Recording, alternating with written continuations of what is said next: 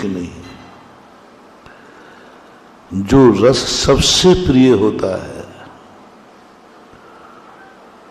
उस रस से कोई ऊब गया हो और उसके त्याग करने का मन आ जाए, ये रस भोजन को स्वादिष्ट कर रहा है, यह कब छूटेगा और छोड़ देवे, वह रसना इंद्री का वीतरागी है। इसलिए आपने देखा जैनाचार्यों ने रस अलग गिनाए। प्रकृति के अनुसार रस 5 होते हैं, खट्टा, मीठा, कड़वा, कसायला और त्यक्त, ये 5 होते हैं। उन्होंने कहा ऐसी खोज कहाँ से जैनाचार्य करते हैं? संसार के किसी भी दर्शन ने ये खोज नहीं की, विज्ञान ने भी नहीं की। विज्ञान भी कहता है 5 रस होते हैं, ये 5 रस। लेकिन महावीर स्वामी ने कहा ये तो कोई भी त्याग देगा, ये रस नहीं। जैनाचार्यों ने अलग से 6 रस खोले, इनका वर्णन किसी भी दर्शन में नहीं मिलेगा। 6 रस अलग से खोजे। वे रस कौन से थे? जो सबसे ज्यादा भोजन को स्वादिष्ट, गरिष्ठ, वरिष्ठ बनाते हैं। कहां से खोज के लाए? यही तो भोजन का आनंद है। भोजन खाने में मजा क्या है? 60 रस भोजन और उन 60 रस भोजन। अब देखो 6 रस भोजन के स्वाद को बिगाड़ते हैं कि बनाते हैं? घी, दूध, दही स्वादिष्ट है, नमक, मीठा, तेल, ये क्या है? इक्षु रस, गौरस, 3 गौरस है। दूध, दही, घी, 3 इक्षु रस है। तेल और नमक और मीठा, ये 6 रस। ये 6 रस पुण्य के उदय में मिलते हैं, भोजन को स्वादिष्ट बनाते हैं। जैनाचार्य कहते इनको त्यागो तो वीतरागी कहो, इनको त्यागो जिससे भोजन स्वादमय बनता है। क्या इन रसों से ऊबे हो आप? क्या कभी आया कि हे भगवान भोजन करूं? ऐसा दिन कब आए भोजन करूं तो 6 रसों से रहित करूं। नमक नहीं हो तो लगता है नमक नहीं है। कभी ऐसा आए कि वो दिन कब आए जो 6 रस नहीं है। 6 रसों से जो ऊब गया है वह रसना इंद्री का वीतरागी है। इस समय संसार में पूर्ण वीतरागी कोई है तो वो है हमारे पूज्यवर गुरुदेव आचार्य विद्यासागर महाराज। रसों से उब गए। अरे रसी तो खाने का मजा है, बाकी है क्या मतलब? वे रसों से उब गए। रस भक्ष है कि अभक्ष है? भक्ष, भक्ष से उब गए। अभक्ष से उबना तो बात जमती है। अरे भाई ये अभक्ष है, गलत है। आहा महानुभाव, बहुत गहन। जैन दर्शन को जब हम चिंतन में लेते हैं तो कमरे में बैठे बैठे अंदर से उछलता है आनंद, उछलता है। कैसा विज्ञान है जैन दर्शन का, कैसा विज्ञान है।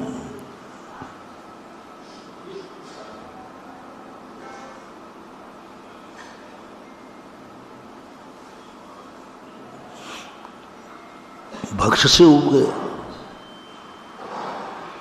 भक्ष से उब गया नहीं, ये वीतराग मार्ग। भक्ष से ही नहीं, जो भक्ष भोजन से उब गया। मुनि महाराज आहार करते हुए भी आहार नहीं करते हो। क्यों? वे भोजन से बहुत उबे। साधु, तुम्हारे जीवन में सबसे बड़ा पाप कर्म का उदय किस दिन आएगा? जिस दिन तुम्हें भोजन नहीं मिले। आप गृहस्थ हो, सबसे बड़े पाप कर्म का उदय किस दिन? जिस दिन तुम्हें खाने को नहीं मिले। बोले आज बहुत अशुभ दिन था। बोले सुबह से शाम तक एक बूंद पानी की भी यही मानोगे ना? मानोगे? अरे सब कुछ नहीं मिलता ठीक, कम से कम एक टाइम की रोटी तो नसीब हो जाए। अंत में व्यक्ति यही कहेगा कि तुम तो सबसे मस्त चीज मांगो, ज्यादा तुम मांग नहीं सकते। ज्यादा देखो, ज्यादा मांगना फूंकना नहीं, तुम्हारा पुण्य ज्यादा नहीं है। तुम एक अंतिम चीज मांग लो, एक चीज मांग सकते। तो आप सब बताओ क्या मांगोगे अंत में? ज्यादा मत मांगना, देखो है नहीं, पुण्य जितना है उतना ही मांगना है। 2 टाइम का भोजन और पानी बस। अंत में यदि कोई सबसे बड़ी मार्शल्ला लगा दे, तुम्हें कुछ नहीं, तुम 1-2 चीजें मांग सकते हो। क्या मांगना है? धन दौलत मकान जायदाद, ये सब नहीं मांगना। अंत में व्यक्ति क्या कहेगा? कम से कम 2 टाइम की भोजन मिल जाए, पर ये मांगेगा। तुम ही नहीं, पशु भी यही मांगेगा।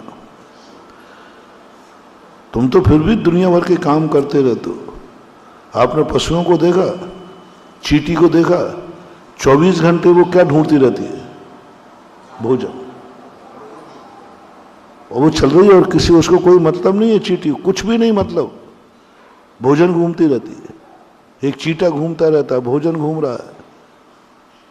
सारी दुनिया भोजन के बिना नहीं जी सकती। आहा, पेड़ पौधे भी भोजन ही मांगते हैं। तो अंत में तुम्हारा मन में यही भाव आएगा। और यदि भोजन भी नसीब नहीं हुआ तो कहोगे कि मेरे सबसे बड़े पाप कर्म का उदय है। मैंने ऐसा क्या पाप किया जो मुझे आज भोजन भी नहीं मिला। ये आपकी बात है, हमारी बात सुनो। 24 घंटे में सच्चा साधु कभी अपने आप के पाप कर्म का उदय नहीं मानता। कितना ही कष्ट आ जाए, मौत आ जाए, कितने भी कष्ट आ जाए, साधु कभी ये नहीं मानता कि मेरे बहुत बड़े पाप कर्म का उदय है। वो कहता काय का उदय है? कर्मों की निर्जरा हो रही है, शारनी खा रही है। मुनिराज कहते कोई पाप कर्म का उदय नहीं है, कर्मों का क्षय हो रहा है। ऐसा संसार में कोई भी कष्ट नहीं। परिचय में एक बध नाम का कष्ट आता है। कोई तेरे प्राण ले लेवे तो बोले कोई फर्क नहीं पड़ता, उसमें भी निर्जरा है। परिचय जय चारित्री, गुप्ती समिति परिचय जय चारित्री, ये सब निर्जरा के कारण है। जो कार्य मैं करना चाहता हूं वही हो रहा है। कोई मेरे प्राण ले रहा है, मार रहा है, तो वो मेरा नुकसान नहीं पहुंचा रहा है। मैं मुनि बना था कर्मों की निर्जरा के लिए, वो वही साधन तो कर रहा है। जिस कार्य के लिए तुम गए हो, यदि उसी में कोई सहयोग कर रहा हो तो वो तुम्हारा बैरी कहाँ हुआ? साधु का छोसना। साधु बन रहा है कर्म निर्जरा के लिए, और किसी ने आके गाली दे दी तो उसने क्या बुराई की? तुम कर्मों की निर्जरा के लिए गए थे, वो निर्जरा करने का साधन दे रहा है। साधु सोचता है ये दुश्मन नहीं है मेरा, मेरी निर्जरा को और बढ़ा दिया, मेरे इनकम को बढ़ा दिया। जो कार्य मैं बड़ी तपस्या करके करता, आज उसने गाली दे करके वो मेरा कार्य सहज कर दिया। मुझे कितना तप करना पड़ता, तब वो कर्म झड़ता। दुश्मन ने एक गाली दे दी, वो कर्म क्षण मात्र में झड़ गया समता मात्र से। यशोधर महाराज को राजा शरणक के गले में सर्प डाला, रात भर उनको चींटियां खाती रही। महाराज को गुस्सा क्यों नहीं आया? यशोधर महाराज कहते हैं कि इससे बढ़िया उपाय क्या होगा, मैं रात भर सोता रहता, इसके कारण जागता रहा और रात भर आत्मा का भेद विज्ञान होता रहा। मैं ध्यान में बैठा रहा और इतने कर्मों की निर्जरा हुई, ये सारा श्रेय जाता है राजा शरणक को। मित्र मान लिया। यशोधर महाराज कहते हैं संसार में, दुनिया में मेरा हित करने वाला, मेरे कार्य में सहयोग देने वाला है तो सर्व डालने वाला राजा शरणक, ये मेरा सहयोगी है, मेरे कार्य में सहयोग कर रहा है, मेरे कर्मों की निर्जरा करा रहा है। मैं सोना नहीं चाहता हूं, मैं जागना चाहता हूं,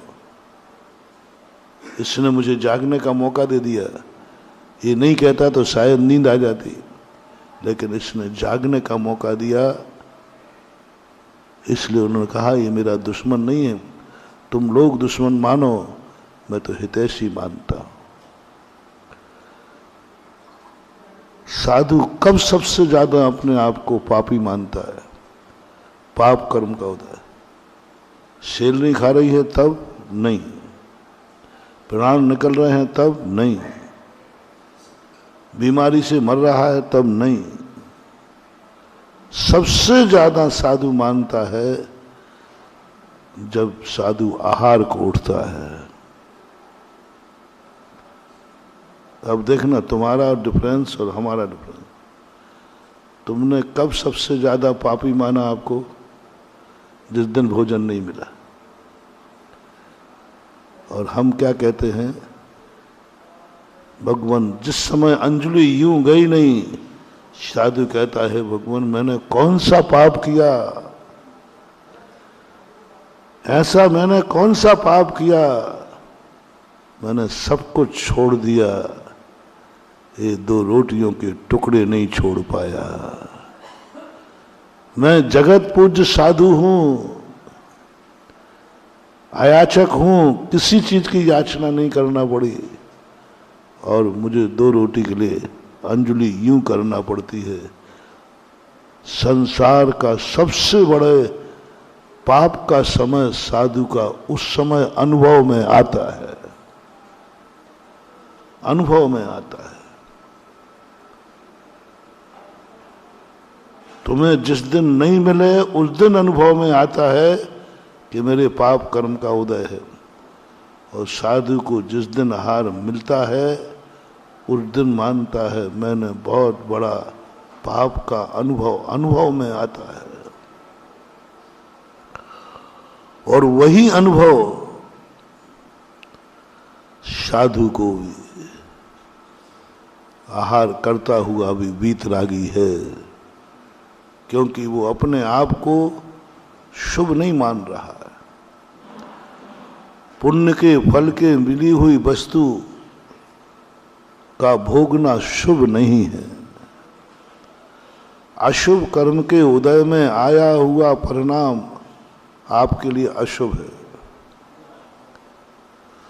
और मोक्ष मार्ग में शुभ कर्म के उदय से आई हुई कोई भी वस्तु अशुभ है, विनाशकारी है। सपोज कीजिए आपके माँ बाप आपके लिए शुभ हैं, अशुभ हैं। आपके लिए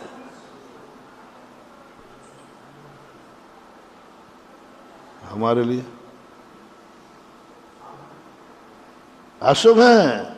यदि मैं माँ बाप को माँ बाप की दृष्टि से देख लूं, जैसे तुम खुश हो रहे हो, अरे मम्मी पापा आ गए, बहुत बहुत बढ़िया, और हम मान लें तो अरे मम्मी पापा आ गए, बहुत बहुत। बोलो हमारा विकास होगा कि विनाश? बिल्कुल उल्टी माया है। तुमने शुभ माना, आनंदित हो गए, माँ बाप आ गए, और हम यदि ऐसा मान लें, ओहो मेरे मम्मी पापा आ गए मुनि दशा में, तो शुभ होगा कि अशुभ? अशुभ। तुम्हारे लिए धन दौलत आ जाए, मिल जाए, उसको देखकर तुम खुशी मनाते हो, और हम मान लें तो हर बढ़िया ना, सोने का श्रीफल चढ़ा है। अशुभ है, अशुभ है। तुम अच्छे कपड़ा, अच्छा मकान, सब कुछ, जो जो चीजें तुम अपने आप को शुभ मानते हो, वही वही चीजें भगवान महावीर ने मुनि महाराज को अपशगुन कर दिया। चलो दूसरी बात, बहुत बहुत, ये तो बहुत समझ में आ गई तुम्हें बात, और सूक्ष्म बात कहता हूं। भगवान का अभिषेक करना आपको शुभ है कि अशुभ है? यदि मिलता है तो अभाग्य ना, तो एक आध दिन मैं कर लूं तो समझने का प्रयास करना। जैन दर्शन, जैन दर्शन कहाँ है? लोग समझ ही नहीं पा रहे। चलो संसार की क्रियाएं अभी हमने छोड़ दी, माँ बाप को, धन दौलत को, परिवार को, ये ठीक है। भगवान का अभिषेक, भगवान का अभिषेक के लिए जल भरना आपके लिए सौभाग्य है कि नहीं? अभिषेक करना महासौभाग्य। यदि वही पीने के लिए नहीं, पीने के लिए नहीं कह रहा हूं, अभिषेक का जल भरने के लिए साधु जल भर के लावे, तो साधु का विनाश होगा कि विकास होगा? और लोटा लेकर अभिषेक करे तो मुनिपद गिरेगा कि बढ़ेगा? और तुम कर रहे हो, सो तुम कर रहे हो तो श्रावक पद बढ़ता है, और मुनि करे तो श्रावक पद, मुनि पद घटता है। क्या है ये खोज महावीर की? ये दुनिया का कोई गॉड नहीं खोज पाया। दुनिया के हर भगवान ने कहा जो अच्छा है वो सबके लिए अच्छा है, जो अच्छा है वो सबके लिए अच्छा है। ये क्या है कि ये, और एक ही जाति के, एक ही धर्म को, एक ही मोक्ष मार्ग के समर्थक, एक ही भगवान को मानने वाले, एक ही क्रिया, शुभ क्रिया, एक के लिए अशुभ और एक के लिए शुभ। ये भेद विज्ञान दुनिया का कोई दर्शन नहीं कर पाया, किसी दर्शन में व्यवस्था नहीं।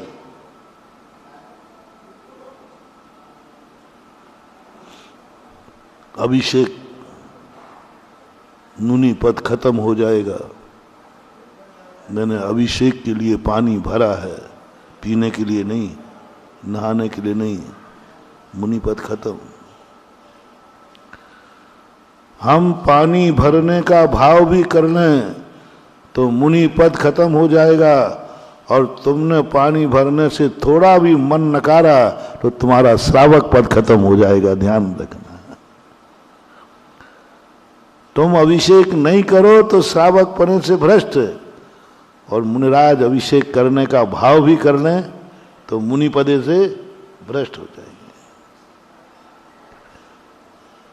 आप लोग दीप पूजन करते ना, वो कोई कार्यक्रम करते हो तो साहब हमारे मुख्य अतिथि पधारे हैं बाहर से, वो दीप पूजन करेंगे। तो भाई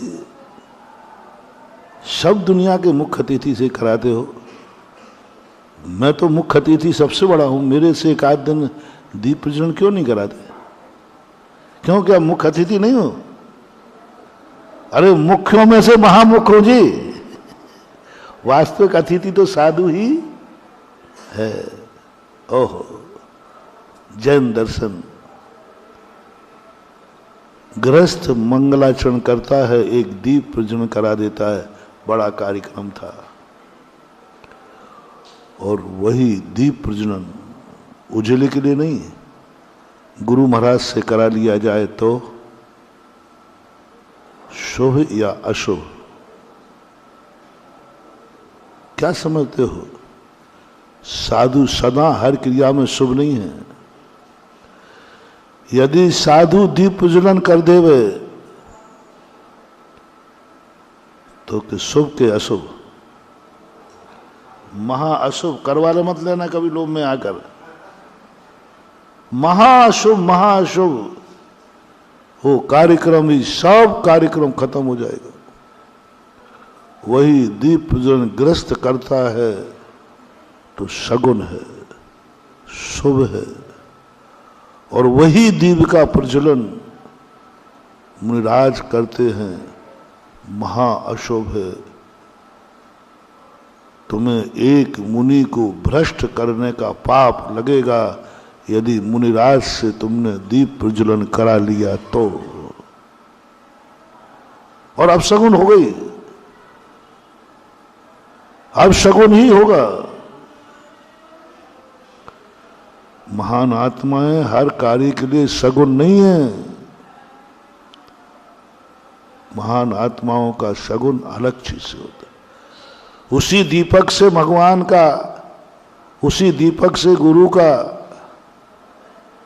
आरती उतार सकते हो, पूजा कर सकते हो, लेकिन वही मांगलिक दीपक नहीं जला सकते। सभी दर्शनों में कुछ कुछ है, थोड़ा थोड़ा। वैष्णव में भी एक आया, हनुमान पत्थर डालते थे तो तैर जाता था, रामचंद्र डालते थे तो डूब जाता था। क्यों? क्यों? वही पत्थर राम हनुमान के हाथ में से पड़ता तो शुभ है, वही पत्थर राम के हाथ से पड़े तो अशुभ है, डूब जाता था। क्या कारण? इन सिद्धांतों को हमें गहन रूप से समझना पड़ेगा, जिनमें इतनी बड़ी ताकत होती है, जो पुण्य से भी ऊब जाते हैं। शुभ क्रियाएं भी जिन्हें हे लगने लग जाती हैं, पुण्य क्रियाओं में भी जिनका मन नहीं लगता है, वो संसार से ऊपर उठ जाते हैं, संसार का नाश कर देते हैं, वे संसार में नहीं रहते।